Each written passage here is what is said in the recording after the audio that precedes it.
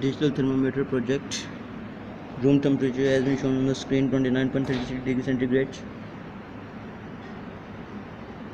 Here we use the Arduino UNO breadboard 9-watt battery wires and input-output wires to show the temperature on the screen.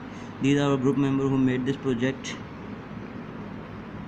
Now I will show how room temperature will increase like this.